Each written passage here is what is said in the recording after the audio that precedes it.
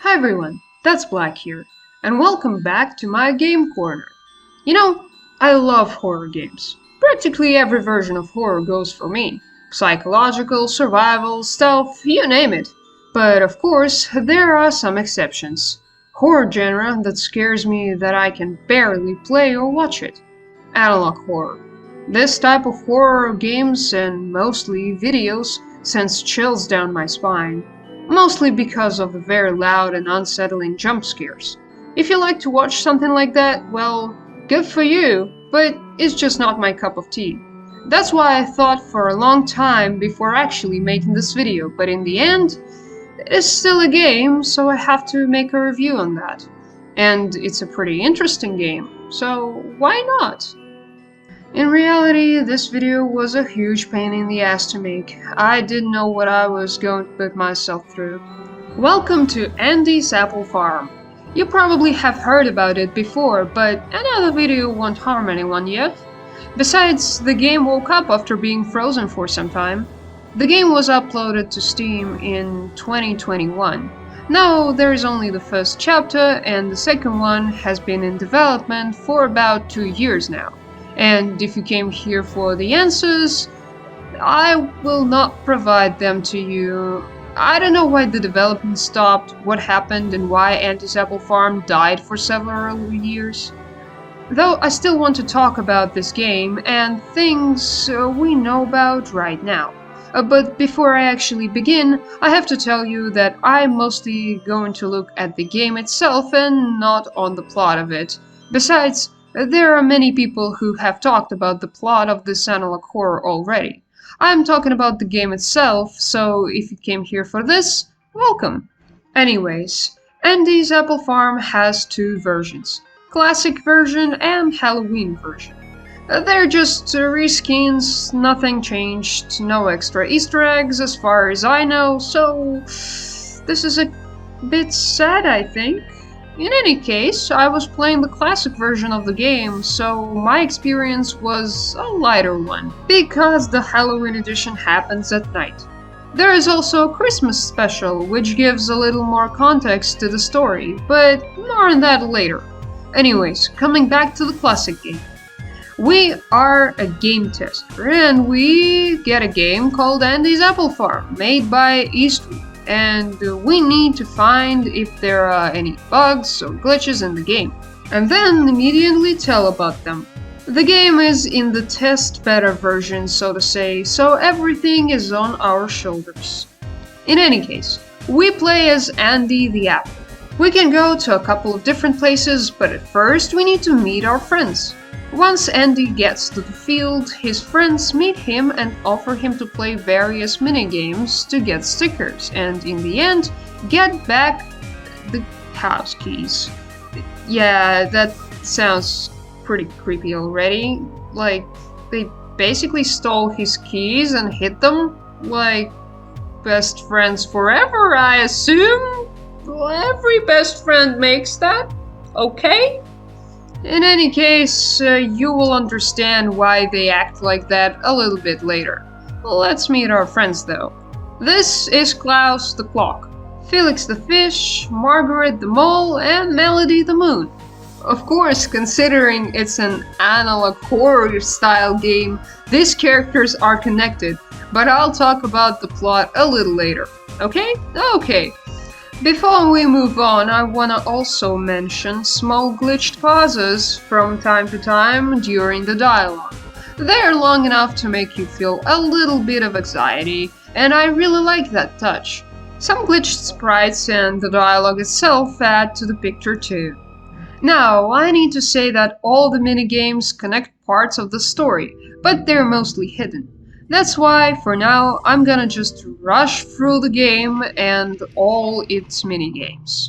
To be honest, at first I was a little scared because the game started to give hints towards its creepy underside, but I wasn't really sure when to expect a jump scare or just anything at that point. Also, I was having my volume pretty low just because I know how loud analog horror games and videos can be. First off, I went to Klaus and talked to him and found out that he doesn't really want to play when you first talk to him. He actually sends you to Melody to play her. So, why? That's a bit strange, to be honest. Going to the right side of the area, you'll meet Melody to play her minigame. It's a rhythm style game, something like Friday Night Funkin', where you have to press arrow keys in the correct order. The song which we're playing is Twinkle Twinkle Little Star, which is understandable considering Melody is a moon. The only concerning thing in this minigame was the background, which was just non-existent. I thought it looked pretty dark and empty, to be honest. Then you'll have to get to the main area, and there is going to be a glitch that is going to occur in the system. Of course, you'll have to restart the whole game manually. After restarting the game, Klaus will be finally ready to talk to you. At first he asks Andy to play chess, but neither me nor Andy know how to play chess, so Klaus asks us to play I Spy. There is no sky on the picture again, and I don't know where the sky left, but I really want to follow it right now. Playing I Spy here is a bit of a guessing game, mostly because when Klaus said about something red, I was like, there are 3 things colored red on this picture. What exactly are you talking about? But to be honest, I'm just overcomplicating things. In reality, it's pretty clear that he was talking about apples. Slowly the game points our sight towards an axe, lying next to the tree. Klaus calls it dangerous. I wonder why. Clicking on Klaus will result in a part of the plot again.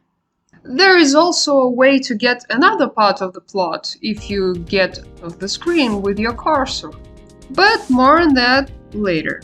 Next we can go and play with Margaret, who is asking us to sort different fruits into baskets. Her game is quite glitchy, to be honest. It's blacking out from time to time and the controls are pretty clunky. Sometimes fruits are glitching out of the hand too. You can also click Margaret and she'll be gone. Yeah, that's the thing that triggers the plot part again. But before that, you'll still need to finish the minigame first. Now, the last character we need to visit is Felix the fish. He's sitting near the lake, fishing. His minigame also includes fishing. Also, this is the only character who really won't be happy if you refuse his offer of playing a minigame. He gets aggressive and gives you sort of a jump scare, so to say, and then you won't be able to refuse him anymore. There will be only a yes option. In this minigame, you need to catch 3 fish to win the minigame. On the 3rd fish, Andy's face becomes glitchy. After catching all of the fish, you can see a body of a person in the lake, at the bottom of it to be exact. This is another part of the plot, which we will soon discuss. Once we collect all the stickers, we need to go to our friends again. The game glitches there a bit awkwardly. I feel like it was made for extra spice, but it isn't necessarily creepy. Andy finds out that the keys are hidden in the old creepy barn. And to be honest, I love that contrast between the cute characters and the dark, dirty barn. Yeah, truly nothing scary. Once Andy gets into the barn, they lock him there, closing the door. And now Andy is in complete darkness. This is also another minigame, a maze minigame to be exact. Now we need to find a way to the 4th area and get past the eyes. The problem is that the game actually needs you to be caught there to progress. There is no way to win this one. Then you can pick up the lantern and see Peter the Pumpkin. Who is Peter? Why is he here? The game doesn't explain anything. But he offers us a game of tag, so why not to play it? Not like Peter is a complete stranger or anything. First of all, we need to catch Peter in the haystack maze. And if at least anyone can explain me how in the name of video games there is a whole damn field with haystacks in the barn, I would be really grateful, thank you. Catching Peter is not hard, however running from him is much harder. We need to get all the pumpkins, and we're in a darkened maze now. Logically, we need to win, but it's actually really hard to be honest. In any case, I couldn't win, I'm sorry for that. I'm not a professional gamer, not like I'm a game journalist yet, you know. I was trying to find some videos with another ending on YouTube, but I ended up without any footage to show. I'm really sorry. In any case, in the next scene we end up in a bar, whatever. A stranger, a creepy creature, is speaking to us. Whoever this is and what they're saying, I'm not sure. I wasn't really into this whole mystery when I was going through the game. Then we play as Andy in complete darkness and finally find our keys. The glitchy music is playing in the background. The game ends with a bunch of random jump scares and creepy pictures of people and some places we've been to. We can also let Peter collect all the pumpkins, and the game will show us a creepy message about someone or something following us. And looking for us, too. I'm not sure if this is a part of a story which is related to Peter or anything, but I assume it actually means something since it's an analog horror. So, we've finished the main game. Now there's a Christmas special ahead of us. The Christmas special is shorter, but also shows more of the story. The whole game has the same gimmick with minigames, but now they're Christmas related. The game again throws some creepy faces at you, some glitches and jump scares. Let's talk about the minigames here for a second. They all have twisted turning. Margaret bakes cookies. We need to take them out. If you don't, the game scares you with screaming and stuff, and you also get another part of the plot. By the way, there is also a recipe for apple cookies, so take notes, my friends. In any case, let's move on. Felix asks us to help him put on some stockings. The game goes smoothly until the end, when there are some notes on the screen. Somebody is asking for help and says that it's dark here. This is also another part of the plot. Again, more on that later. There are no more minigames in this game. It's time to open presents. All of our friends get random things that are related to them in one way or another. And this is actually a bit funny. Now it's our turn to open the present. And there is a decapitated head. Well, at least I think what it is. Yeah, really cool. Thanks, friends. Andy is scared too, by the way. Suddenly everything disappears and Andy ends up being alone in the room. Well, not really alone. Peter comes in, again. Who the goddamn is Peter? I mean, spoiler alert, the game doesn't explain who the hell he is and what he did for get here. He just appears, ruins the fun, and scares Andy, that's all. Okay. The game actually tells us who Peter is. Like, it hints towards who he is. But he looks like a person who's just coming to ruin the whole fun. I mean, why? Mind your own business, please? No? Okay. Okay, in any case.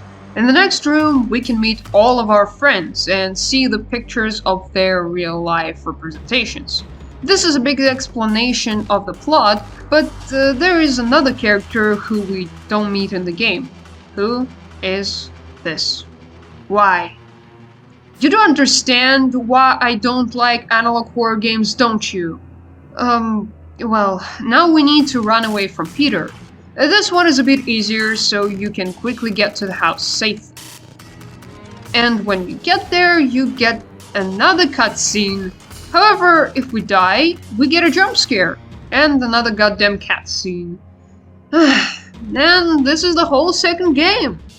Finally, we finished the games, and now it's time to add to the plot of this abomination. I'm not really good at explaining the story of such games, so in case I get anything wrong, you can correct me in the comments. In any case, if you really want to know more of the correct story, you can check out Horror Bro Mike's video linked in the description. And I also have to add that there is another game called Rabbit Night that adds to the story of Andy's Apple Farm, but I don't want to talk about it today because I really would say that this is a different game. And since I'm talking about the other game right now, I'm not going to talk about Rabbit Night today. Although I really liked that game. Maybe I'll make a separate video on that one. So, first of all, as I said already, every character in the game has their real life representation.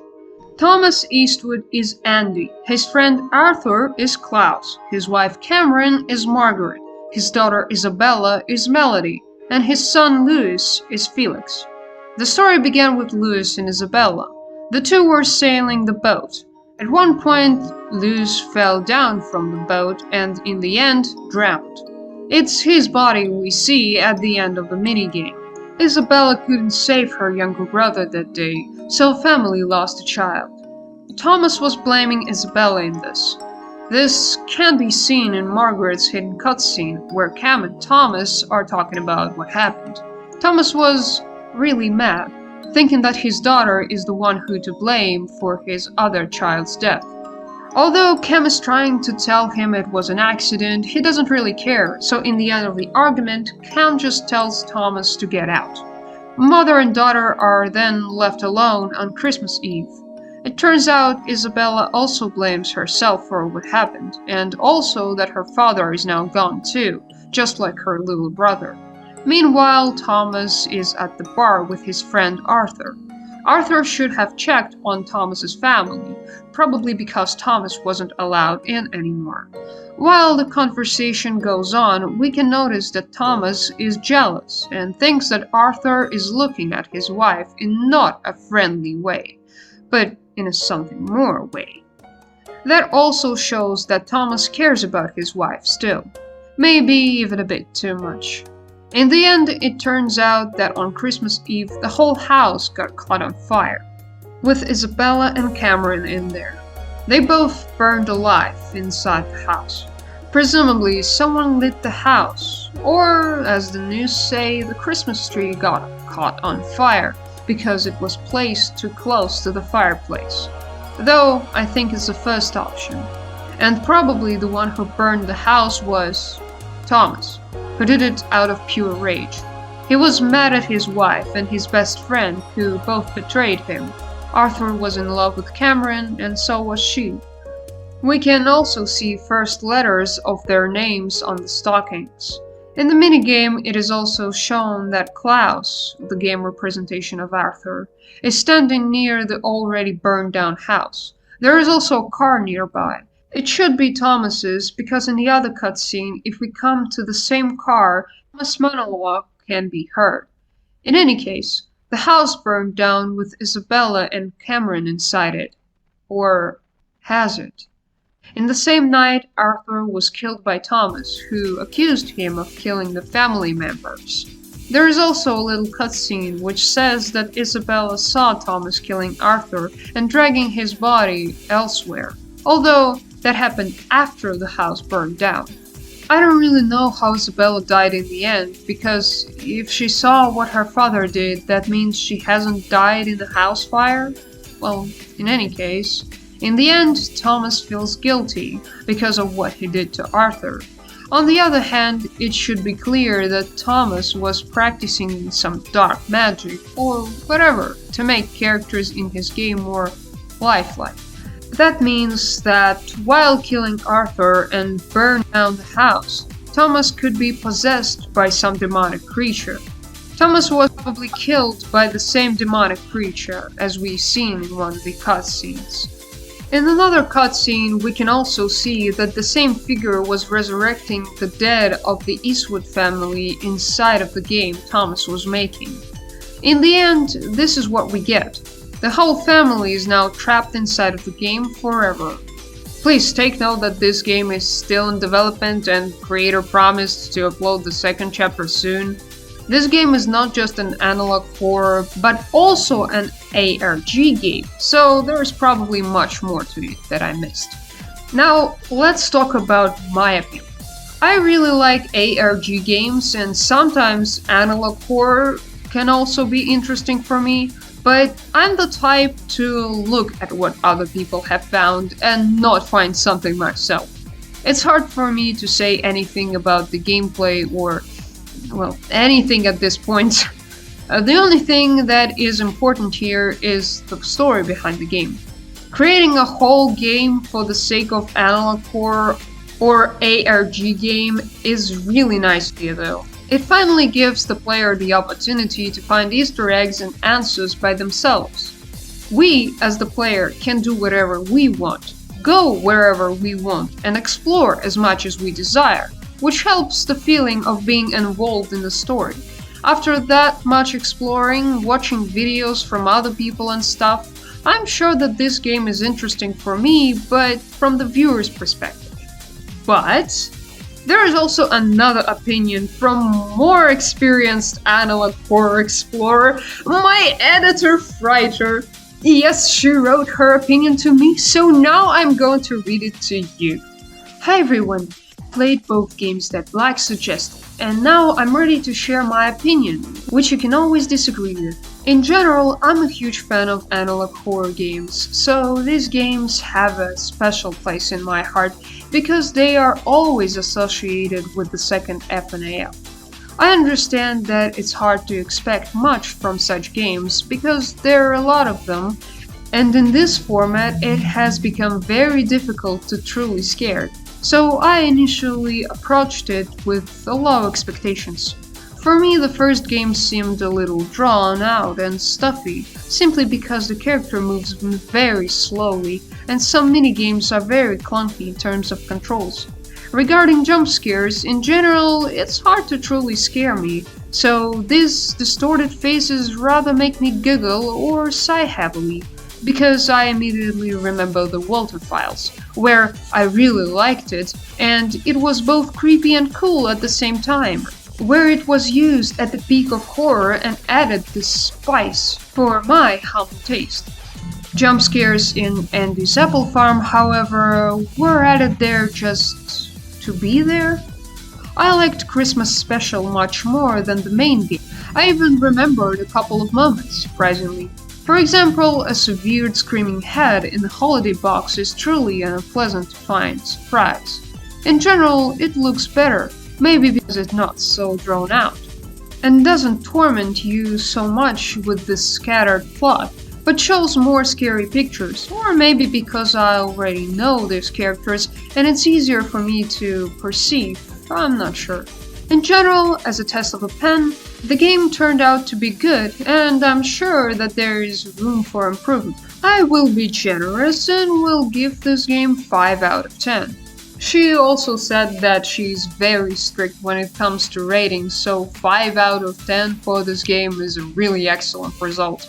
Actually, she changed her opinion and lowered the rating to 4 out of 10 when I told her the whole plot.